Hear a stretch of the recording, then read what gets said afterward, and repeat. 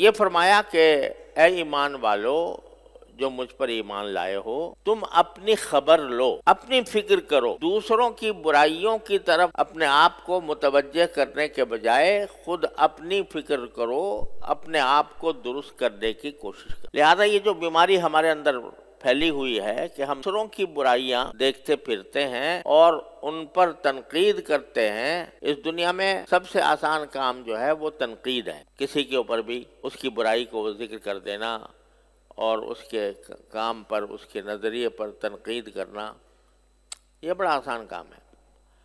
لیکن اللہ تعالیٰ فرماتے ہیں کہ اس سے تمہارا کوئی فائدہ نہیں ہے۔ اگر دوسروں کی برائی دیکھتے رہو گے اور دوسروں کی برائیوں کا ذکر کرتے رہو گے تو اس سے تمہارا کوئی فائدہ نہیں بلکہ نقصان ہے۔ نقصان یہ ہے کہ بعض اوقات وہ جو برائی تم کر رہے ہوگے وہ غیبت میں داخل ہو جائے گی۔ غیبت بہت بڑا گناہ ہے۔ کبھی وہ بہتان میں داخل ہو جائے گی کہ تم ایسی بات کہہ دو گے کسی کے بارے میں جو اس کے اندر، ایسی برائی بیان کر دو گے جو اس کے اندر نہیں ہے، تو بہتان کے گنہگار بنو گے۔ اور اگر کچھ اور نہیں تو کم سے کم وقت کا ضائع کرنا تو ہے ہی۔ کیوں؟ اس لیے کہ لا یضرکم من ضل اذا اہتدیتم، اگر تم سیدھے راستے پر ہو خود، تو اگر کوئی گمراہی کے راستے پر جا رہا ہے وہ تمہیں کوئی نقصان نہیں۔ ہر ایک کا عمل اس کے اپنے ساتھ۔ اگر کوئی شخص برا ہے تم سے اس کا کوئی تعلق نہیں ہے، سوائے اس کے کہ نصیحت کر دیا کرو، کبھی کبھی اس کو اللہ تعالیٰ کی طرف بلا لیا کرو۔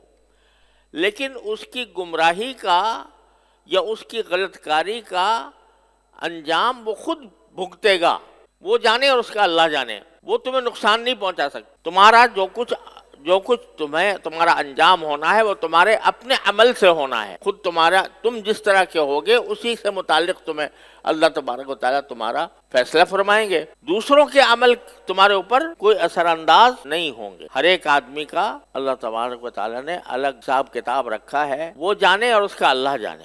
اسی وجہ سے کہا گیا ہے، ہمارے سارے بزرگوں کا یہ قول ہے اور یہ تعلیم ہے کہ کبھی کسی شخص کو دیکھ کر، چاہے اس کا کتنا ہی بدعمل کیوں نہ ہو دیکھنے میں، ایک آدمی شرابی ہے، کبابی ہے، فاسق ہے، فاجر ہے، تو اس کو دیکھ کر کبھی یہ نہ سمجھو کہ یہ ہم سے برا ہے اور ہم اچھے۔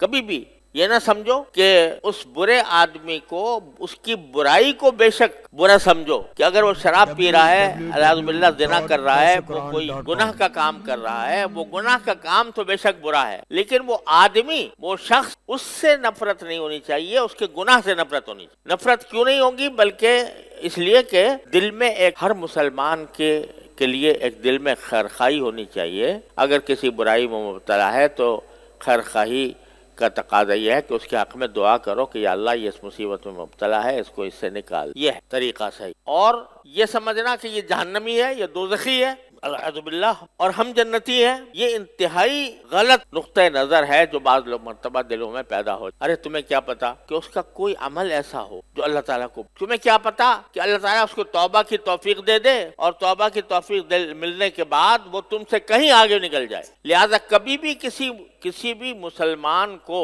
حقیر نہ سمجھ۔ اس کے اگر گناہ ہیں، اس کے کرتوت خراب ہیں، اس کے اعمال خراب ہیں، ان اعمال کو بے شک برا سمجھ، وہ اعمال خراب ہیں، اور دعا کرو کہ اللہ اس سے ان کو نجات دے دے، اور یہ بھی دعا کرو کہ اللہ مجھے اس سے محفوظ رکھ۔ لیکن اس کی وجہ سے اس کی ذات سے نفرت کر کے اس کو جہنمی نہ سمجھو۔ یہ نہ کہو یہ دوزخی ہے، یہ جہنمی ہے۔ جہنم اور جنت کا فیصلہ تمہارے پاس نہیں ہے، جہنم اور جنت کا فیصلہ اللہ تعالیٰ کے۔ آپ کو واقعہ سنایا تھا کہ ایک شخص تھا کہ جو ساری زندگی گناہ میں گزری، لیکن کوئی ایک عمل اللہ تعالیٰ کو پسند آ گیا، اللہ تعالیٰ نے اس کی مغفرت کی۔ تو خدا جانے، اسی لیے حدیث میں فرمایا کہ العبرۃ بالخواتیم، اعتبار جو ہے وہ انسان کے آخری عمل کا ہو۔ مرنے سے پہلے اس کو کیا توفیق مل گئی اور مرنے سے پہلے اس کے کیس کیا حالت ہو گئی، اس پر فیصلے ہوتے ہیں اللہ تبارک و تعالیٰ کے ہاں۔ اسی لیے بزرگوں نے کہا ہے کہ ہمیشہ دعا کرنی چاہیے، اللہ ہمارا خاتمہ ایمان پر فرما، یا اللہ ہمارا خاتمہ اچھے عمل پر۔ نبی کریم صلی اللہ علیہ وسلم نے یہ دعا فرمائی اور ہمیں دعا کی تلقین فرمائی، اللہم اجعل خیر عمری آخرہ وخیر عملی خواتیمہ وخیر ایامی یوم القاک فیہ، یا اللہ میرا بہترین عمل وہ ہو جو میرے آخری عمل، تو یہ فرمایا خیر عمری آخرہ، یا اللہ میری سب سے عمر کا سب سے بہترین حصہ وہ ہو جو آخری عمر کا حصہ میرا سب سے بہترین زمانہ ہو، اور خیر عملی خواتیمہ، اور میرا سب سے بہتر عمل وہ ہو کہ جو بالکل آخر میں آئے، آخری عمل میرا بہترین عمل ہو، اور خیر ایامی یوم القاک فیہ، اور میرا بہترین دن زندگی کا وہ ہو جس میں جا کر میں آپ سے ملوں. یہ دعا فرمائی نبی اکرم. اس لیے کہ کسی کا پتہ نہیں ہے کہ اس وقت وہ کس حالت میں ہے، اور اللہ تعالیٰ اس کی حالات کو بدل کر کہیں سے کہیں اس کو پہنچا دیں. بے شمار مثالیں ہیں تاریخ میں ایسے لوگوں کی کہ جو اللہ تعالیٰ کے فضل و کرم سے اپنے آخری عمر کے اندر وہ بہت متقی پرہیزگار ہو گئے، باوجود کہ پہلے وہ فاسق و فاجر نظر آتے تھے. تو اس وجہ سے کسی بھی دوسرے کو اپنے سے حقیر ہرگز نہ سمجھنا چاہیے.